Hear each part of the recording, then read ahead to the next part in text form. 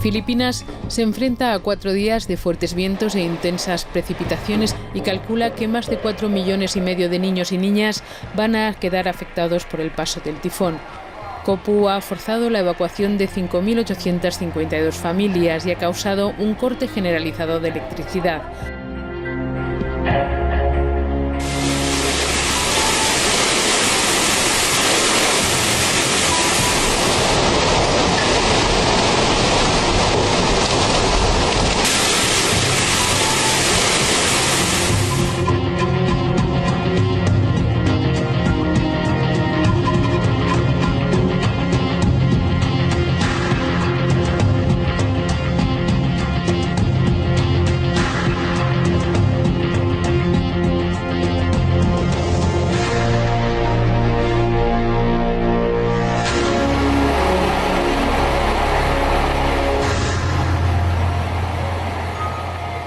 El fuerte temporal que azota el Sáhara está afectando especialmente a los campos de refugiados, donde las inundaciones han derribado varios edificios públicos y han arrasado las casas de adobe y las jaimas. A las intensas lluvias se suman las tormentas de arena.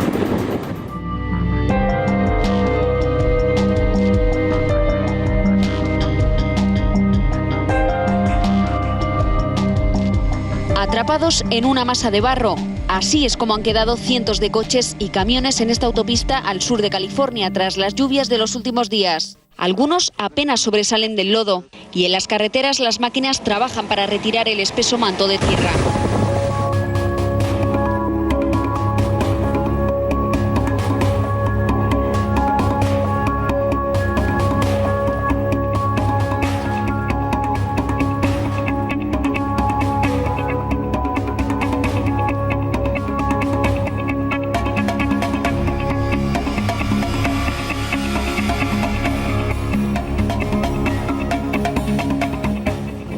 Esta madrugada se han vivido horas de angustia en las zonas afectadas por el terremoto de 7,5 grados que ha sacudido Afganistán, Pakistán y el norte de la India. Ya son más de 200 los muertos y más de 1.000 los heridos. Los hospitales se encuentran colapsados.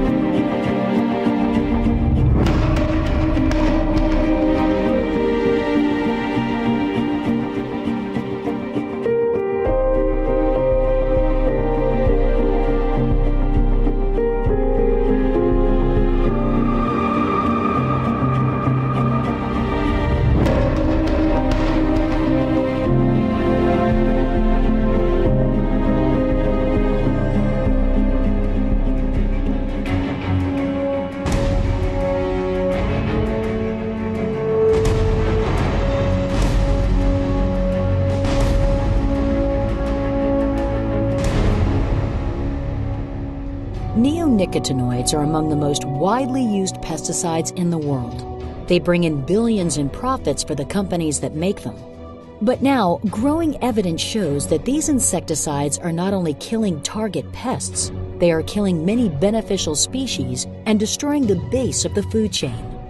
Are they the new DDT? It began with honeybees. In 2006, large numbers of worker bees began to abruptly disappear from honeybee colonies. Since then, beekeepers have been losing 30% or more of their hives annually, losses that are higher than normal. This phenomenon came to be called colony collapse disorder. Neonicotinoids are a relatively new class of insecticide, coming on the scene in the 1990s. It is the fastest growing group of insecticides in the United States. They became popular because they were used as a systemic insecticide, so you could apply it to the seed and it would just be put in the ground and the plant would take it up as it grows, eventually giving the plant protection from pests. They're found in the leaves, the stems, the roots, and the pollen and the nectar. And nobody really thought about that weak link, which was toxic pollen, toxic nectar, and toxic for a long time in these crops. Neonicotinoids are nerve toxins affecting the nervous system of organisms. And it's not only pollinators at risk. In June 2014, the Task Force on Systemic Pesticides, an independent group of scientists from 15 nations, found that neonics and the pesticide fipronil also harm birds, amphibians, reptiles, as well as terrestrial and aquatic invertebrates. Earthworms, vital for soil productivity, are especially vulnerable. They're accumulating in the soil, they're drawn up by hedgerow plants, by trees growing in farmland and so on. And so essentially anything that's living in farmland is being slowly poisoned all the time. These are really broadly toxic to insects throughout the environment. And most importantly, they are readily transferred from farm fields, from your backyard, into water that goes into streams and rivers that sustains the life of many aquatic organisms. So we know that these are highly toxic to aquatic insects and that they're now routinely found throughout the United States and Europe in these aquatic systems. One of the things that we're now seeing is really some widespread resistance of pests to these chemicals. They're being used at such high levels and being used in a prophylactic manner, which means they're used regardless of whether there's pests or not. That is the perfect recipe for resistance. Unfortunately, the system is set up where these are promoted as a safety net. You know, you can use these things and then you just don't have to worry about it. And that's a big failing of the agricultural system, how it's set up, as well as the chemical companies that are really just promoting their use. We approve chemicals really at the speed of light. They're approved really quickly because these chemical companies have a lot of money at stake. But then when we find that they are potentially problematic for human health, for the environment, for pollinators, these agencies move at a glacial pace to potentially pull them off the market. Should we be feeding this to the next generation when we don't know the real ramifications of doing that? Everybody is eating a chemical that is very closely related to nicotine when we know that nicotine is so cancer-causing.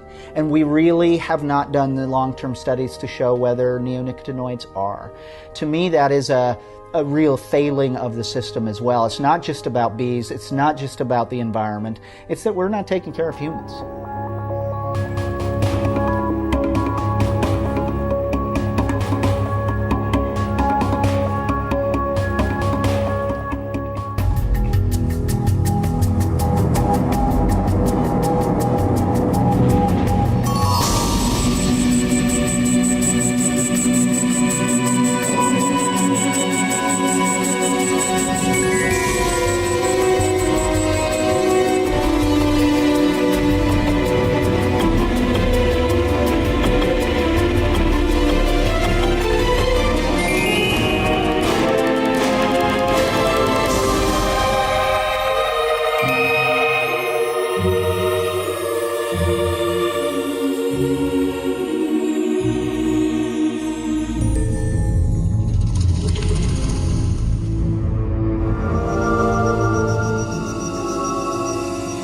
This is Gradowski of WeAreChange.org here in Fukushima in one of the exclusion zones, totally restricted zone.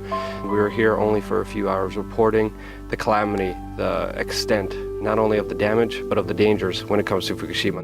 Normal background radiation, we're told by the people, is that it's supposed to be around 0.23, and what we saw on our reader was 40.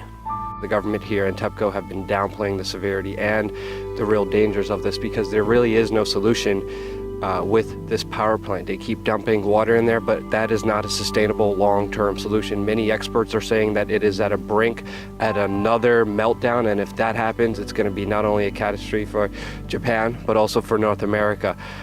All of this plant life that's been booming, all of the water, everything's accumulating on the ground, and it's particularly radioactive.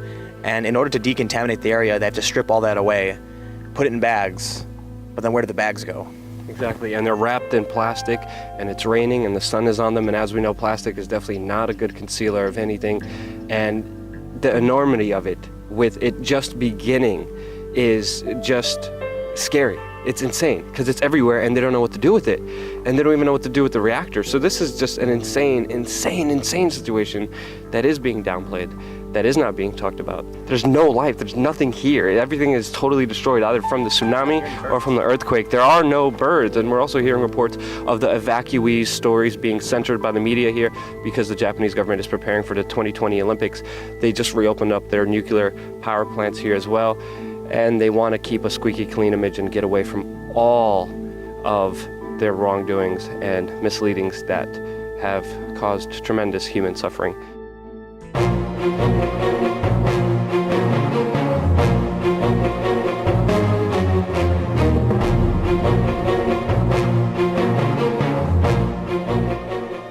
I'm really appalled at the way the international system has failed.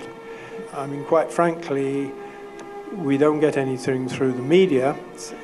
There's no general understanding of the situation here in Europe because the media are not putting this view forward. In fact, I think many people would be very surprised that it was still a matter for discussion. And they would be even more surprised to learn that it's still an ongoing accident and that it hasn't terminated yet. And they'd be even more surprised that nobody has any good ideas on how to stop it. It's against international law to dump radioactivity into the sea, but that is precisely what is happening on a daily basis.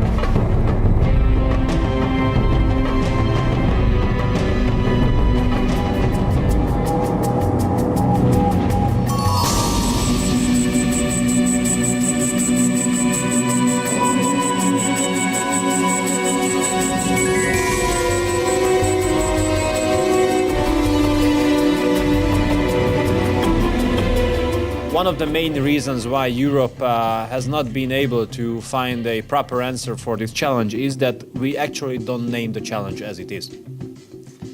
Because this is not a refugee crisis, this is not a migration crisis, this is a mass popular movement with an unlimited sources of supply of people.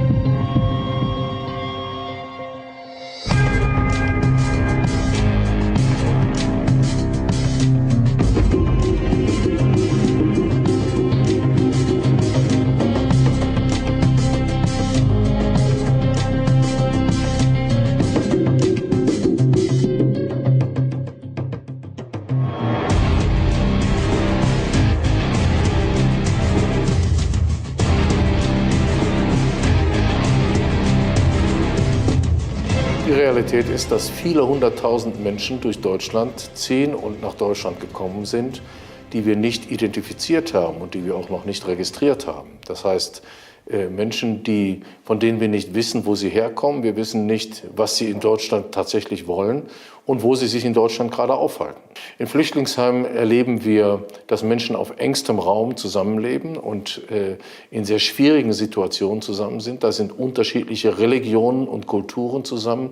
Und dann kommt es natürlich zu Zusammenstößen, weil man sich nicht versteht, weil man Konflikte in der Heimat schon hatte, aber auch, weil es zum Beispiel Auseinandersetzungen gibt, die schlicht krimineller Natur sind. Politiker neigen dazu, die Dinge zu relativieren und zu sagen, bei uns ist alles nicht so schlimm, es sind nur Einzelfälle. Die Wahrheit ist, es sind Tausende von Fällen. Allein in Hamburg hat es in diesem Jahr über 1000 Polizeieinsätze gegeben, nur in den Flüchtlingseinrichtungen mit großen Schlägereien. Und die Politik versucht immer alles so darzustellen, als hat es nur kleine Rempeleien bei der Essensausgabe gegeben. Hinzu kommt ein ganz besonders trübseliges Kapitel deutscher Politik, dass nämlich die Flüchtlinge in zunehmendem Maße miserabel untergebracht sind. Sie haben erwartet, dass sie hier wenigstens ein Dach über dem Kopf haben und müssen unter freiem Himmel kapieren. Das heißt, die Leute sind aggressiv und wütend und das kann man auch verstehen. Man muss beispielsweise in den Flüchtlingseinrichtungen dafür sorgen, dass professionelle Dienste dort das Personal stellen. Wir brauchen Konfliktmanager, die frühzeitig solche Konflikte erkennen und beherrschen. Und dann brauchen wir noch mehr Polizisten, die für den Bereich des Außenschutzes für Sicherheit sorgen. Wir haben 10-mal so viele Angriffe auf Flüchtlingsunterkünfte wie 2014, jetzt schon, und die Zahlen steigen noch weiter. Fast täglich finden irgendwo Brandanschläge auf Asylunterkünfte statt. Und wir haben große Sorge, dass sich daraus Rechtsterrorismus entwickelt. Und es gibt tatsächlich die große Gefahr, dass sich Teile der rechten Szene, die auf diese Asylbewerberunterkünfte Attacken ausüben, Anschläge ausüben, radikalisieren und dann auch zu terroristischen Anschlägen kommen. Die Politik ist nicht in der Lage, die Dinge vernünftig zu organisieren, sodass die Menschen auch vorbereitet sind auf Flüchtlinge, sondern sie werden immer vor vollendete Tatsachen gestellt und das macht die Menschen wütend. Das rechtfertigt keine Attacken auf Flüchtlinge, aber es lässt nachvollziehen, warum die Menschen so reagieren. Und wenn in einem Dorf, wo 100 Menschen leben, 1000 Asylbewerber hinzukommen, dann kann man verstehen, dass die Menschen Angst haben.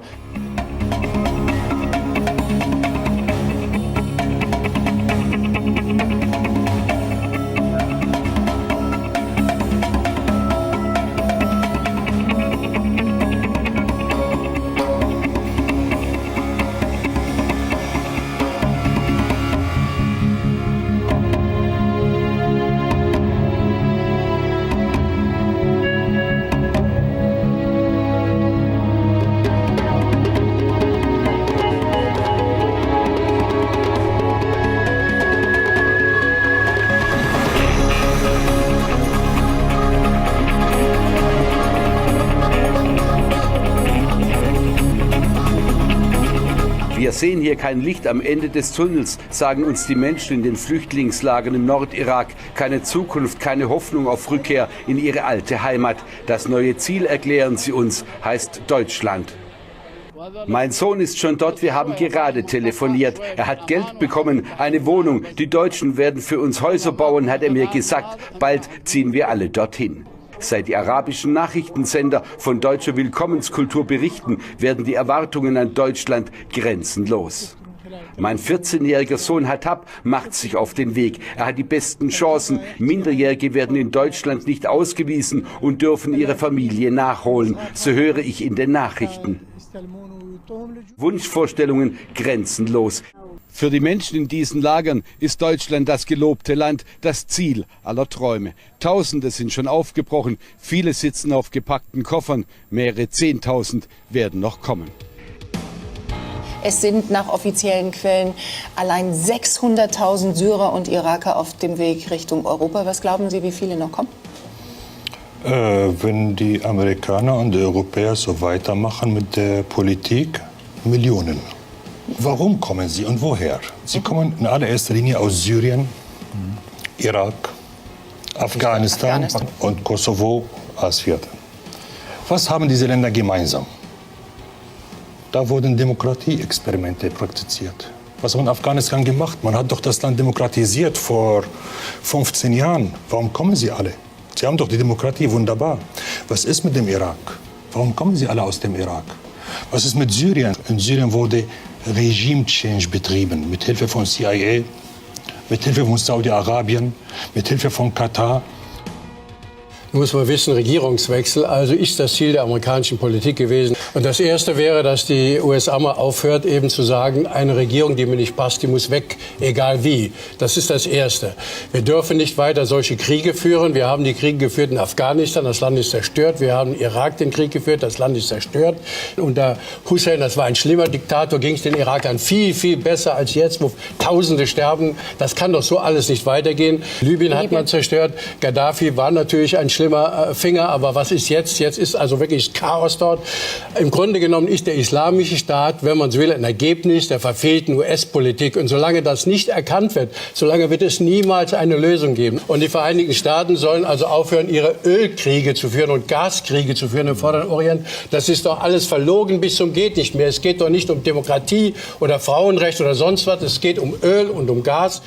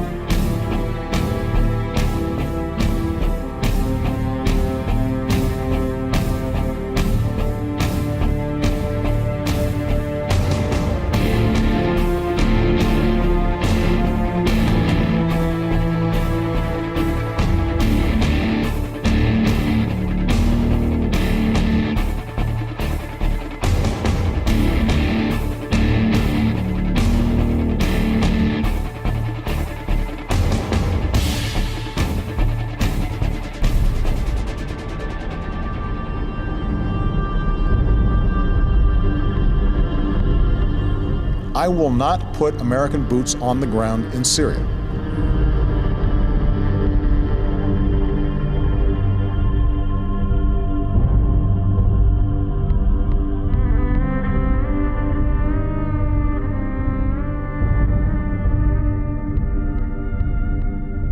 There's a bigger issue here that I'm concerned with, and that is the fact that the US and the CIA are working to overthrow the Syrian government of Assad, while Russia, a longtime ally of Assad for decades now, is working to defend or uphold this Syrian government of Assad. This puts us in a position of a possible direct head-to-head conflict with Russia as long as the US and CIA continue down this path. So how do you avoid that potential collision?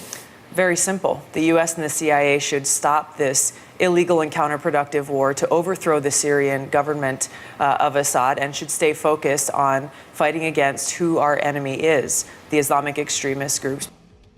There's not been a vote in Congress to authorize the use of force, to authorize a war to overthrow a sovereign government. So the American people haven't had a choice to speak their voice, to approve or disapprove such a war. Therefore, it's illegal.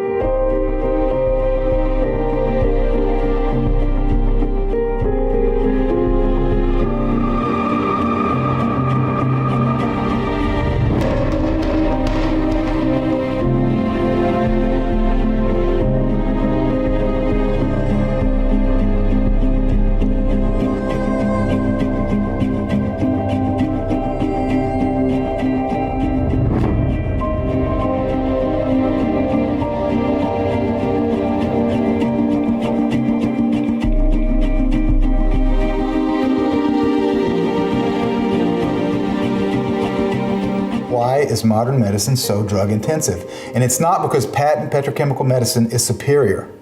It's because of monopoly medicine, which was created over 100 years ago. The doctor is brainwashed when he gets out of medical school because the medical school has too much subsidization of the professors who are being paid by the drug company. So this is the problem, and that goes back even further in time to the turn of the last century, when the Rockefeller Group and the Carnegie Group actually came together, and they decided that they would reform medical education in America. Well, they would get a hold of the education system and create a medical monopoly via basically eliminating all competition to patent petrochemical medical education. Carnegie and Rockefeller began to immediately shower hundreds of millions of dollars on these medical schools that were teaching drug-intensive medicine. By 1940, over 1,500 chiropractors would be prosecuted for practicing quackery. By 1950, all the schools teaching homeopathy were closed. So cancer is just one element of this unspeakable business of defining diseases as a marketplace. Everything else that you see today around the pharmaceutical industry comes from the fact that it's a business model, an investment industry that thrives on the continuation of existing diseases and the launching of new diseases. It's estimated by 2020 that more than half of all cancer in America will be medically induced from drugs or radiation. So our medical establishment itself will soon become the leading cause of cancer in America. We know that 97% of people who undergo chemotherapy are dead in 5 years. That study was placed in the 2004 edition of the Journal of Oncology. It was the cancer doctors telling on themselves. It's almost like sending in napalm because you've got an ant problem. So yes, you'll take care of the ants, possibly, but then you're going to take care of every other form of life, including the grass, and you're going to level the site just to try to get the ants. So the collateral damage are the people that live there in the same house as the ants, meaning that the normal endogenous healthy cells are also going to get massacred. It does seem insane to treat cancer with chemotherapy and radiation that actually cause cancer, doesn't it? But doctors are required to do this. As a matter of fact, they suffer adverse consequences if they do not prescribe chemo and radiation. They can even lose their license to practice medicine. Most patients never question their doctors because they think the doctor is the sole authority. Most patients don't even get a second opinion. Most patients believe the explanations, the diagnoses that the cancer doctors give them. Oh, this shadow on this x-ray, that means you have cancer. We have to start now or you're going to die. You know, the fear tactics that these oncologists use are highly unethical and really should be criminal. You cannot take and isolate every chemical out of a plant and expect that plant to have the same healing powers. And this is why chemical cancer medicine fails 97% of the time. And what we're doing in modern medicine is saying, we don't care about the rules. We're going to change the rules. We know that you need vitamin D and sunshine, but we're going to say we can't patent that. So we're going to try and come up with a drug that bypasses all of those pathways. Nature to be commanded must be obeyed. So this is the amazing thing. You take a poison, you give it to people, they die. It's part and parcel of the normal status quo, modus operandi. This is how it's supposed to be. Now you break that, you actually do something that's not toxic, you help patients, they live. Hey, we don't care whether the patient lives or not. That's irrelevant. It's not part of the standard of care. You are persecuted because you destabilize all the system. So any big, true discovery make the old system useless. That's why you are shut down. Because we live in a medieval status. This is the real reason why cancer is still killing millions of people. It's not easy to treat these advanced patients because we are continuously being harassed for doing this, okay? We are mercilessly harassed by lawyers, by people who know nothing about treatment, who are stupid puppets of the guys behind who knows very well what we can offer, but are directing these guys like in Nazi Germany, and they are simply obeying orders because they were programmed this way. Almost 80 years ago, a scientist named Royal Raymond Rife faced jail time for using an unapproved treatment. In the 1930s, Dr. Royal Rife, who was a microbiologist, knew that there were microbes inside the cancer cells. And he came up with an electromedicine device, a couple of them actually, which was designed to do nothing but kill the microbes inside the cancer cells. So he developed this technology. The American Medical Association tried to buy him out, and he refused because he did not trust them. So the Food and Drug Administration went down and destroyed his laboratory, his equipment, destroyed all of his inventory. In the end, Dr. Rife's lab was burned, his records were stolen, his life was ruined, and he eventually died of a drug overdose. I want to be clear, we are not saying that everyone that works in the medical industry, the cancer industry, or the pharmaceutical companies are bad people. Not at all. That is not what we're trying to say. What we are saying in this documentary, and we're trying to communicate this fact, is that the entire medical system has been hijacked. We want to be clear that we communicate that. The problem is that the system is broken. The one disease that the status quo, meaning the pharmaceutical investment business, needs most to continue its business, to stabilize, to cement its system, is cancer.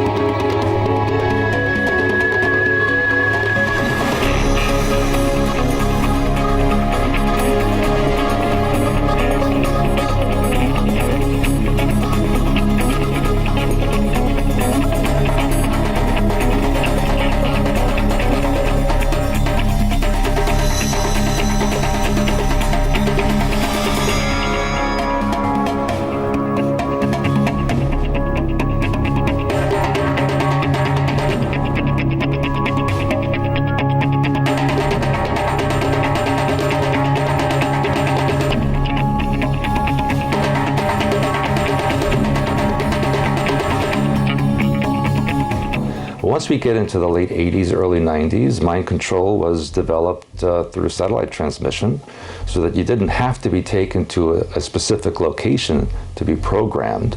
You could be programmed eating lunch or sleeping or going about your daily business. And I always use the analogy that thoughts are film, the brain is the projector, and physical reality is the screen.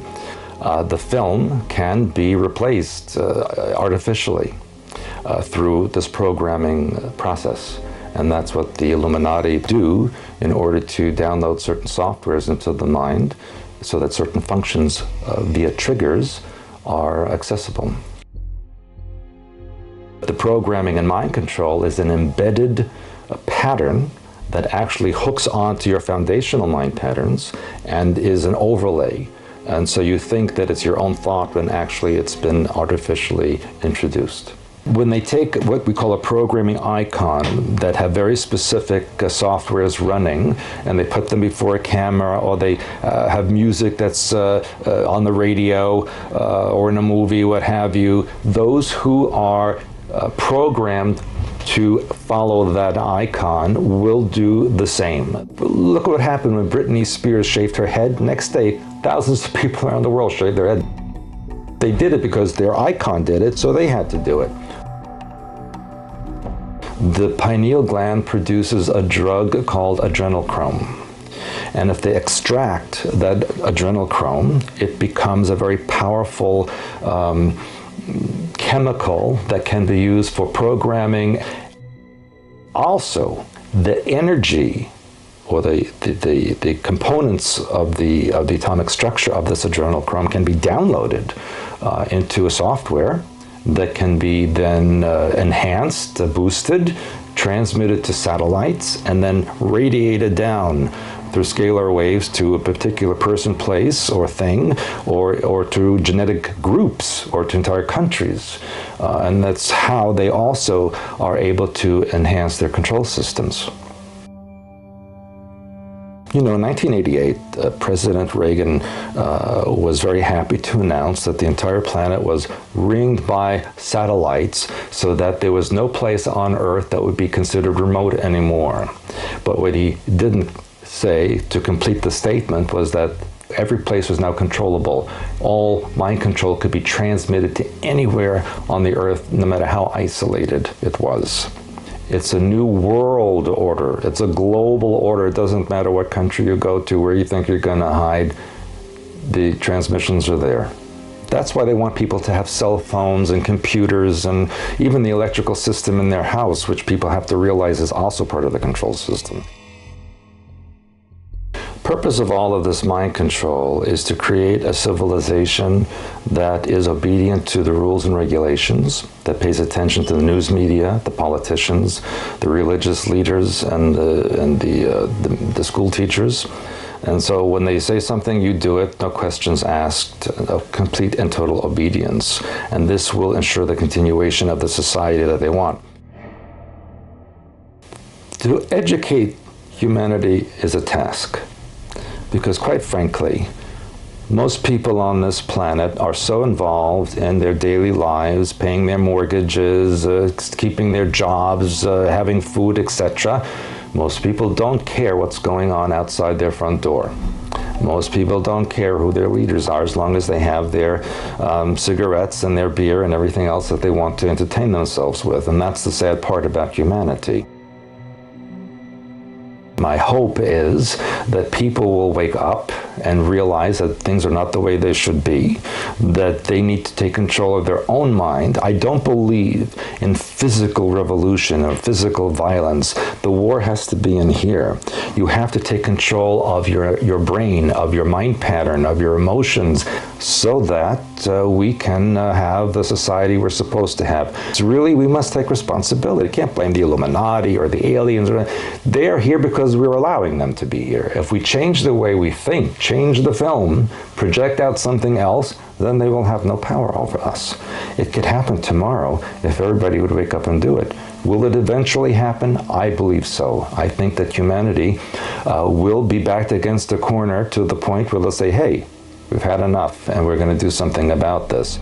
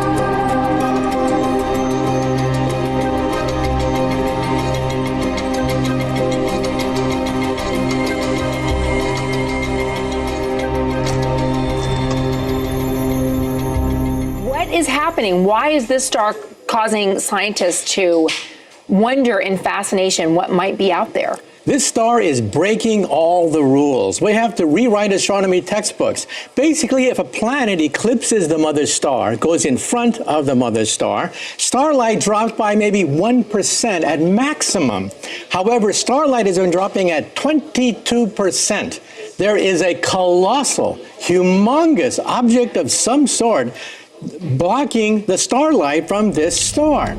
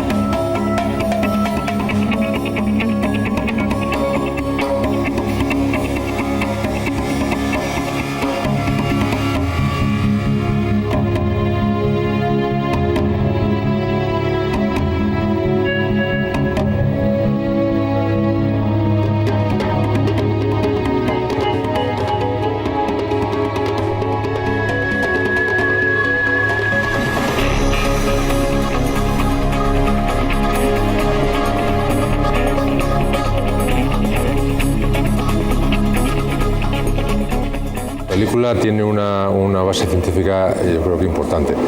Hay algún aspecto que se ha tomado una licencia el autor para darle un cierto dramatismo, que al fin y al cabo es una película, pero tiene otros muchos aspectos que son reales. Real es la base donde Matt Damon se aísla del inhóspito clima exterior. El tipo de habitáculos están ahora mismo en desarrollo.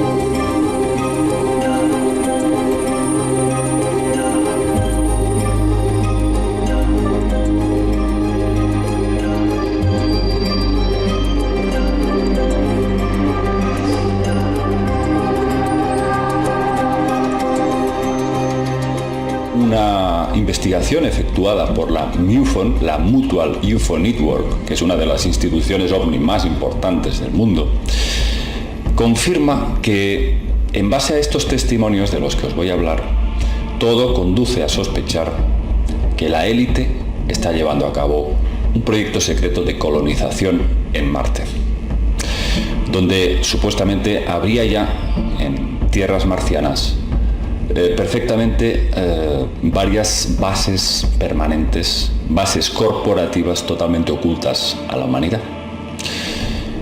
Son muchos los denunciantes, personas que afirman haber estado ahí. Ya hemos hablado anteriormente del abogado Andrew Basiago, que dijo que incluso se había topado con Obama hace muchos años en Marte. Bueno, vamos a empezar hoy con el testimonio que está dando más que hablar en la MUFON últimamente, que es el señor Randy Kramer. Este señor asegura que a la edad de 17 años fue reclutado para viajar primero a la Luna, en su cara oculta, donde parece que hay una base también permanente, para luego establecerse en Marte, donde dice que estuvo viviendo ahí durante la friolera de 17 años. Al personaje de Kramer se suman otros que describen una tecnología muy parecida, o sea, la tecnología empleada para realizar estos viajes espaciales, estos proyectos espaciales secretos, ocultos, las descripciones son muy parecidas. El caso es que Randy Cramer nos habla de un programa espacial súper secreto que opera desde Marte. Al parecer, Marte habría sido ya colonizado, nos decía él, en 1960. Y no sería hasta 1975 cuando se habría establecido ya una operación minera en donde se extraerían minerales útiles para esta operación. Y dice que fue entrenado como un supersoldado, que él no estaba solo, que había un montón de jóvenes de su edad que estaban siendo instruidos, también estaban recibiendo una especie de instrucción casi de corte militar. Es decir, lo que querían era crear como un cuerpo de élite destinado a poblar la colonia marciana. Bueno, Randy Cramer nos describe su llegada a Marte de forma bastante peculiar, porque nos dice que el aire, aunque es un poco dificultoso de respirar, pero que es respirable, que se puede realizar sin ningún problema. Y lo interesante es que Cramer se atreve a decirnos que él, durante esos 17 años de permanencia en Marte, dijo que había 2 especies de nativos, o sea, autóctonos, bastante evolucionados, viviendo en Marte. Cramer nos habla también de vegetación y de un cielo que es azul durante la puesta de sol. Dice que en el resto del día adquiere tonos rojizos y de color púrpura.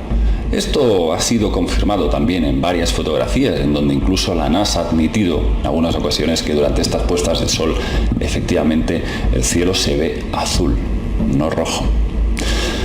Randy Cramer nos dice que cuando terminó el viaje, despertó en su habitación, se encontró de nuevo en su habitación de su casa, como si no hubiese pasado nada. Claro, muchos pueden pensar que esto fue, lógicamente, un sueño.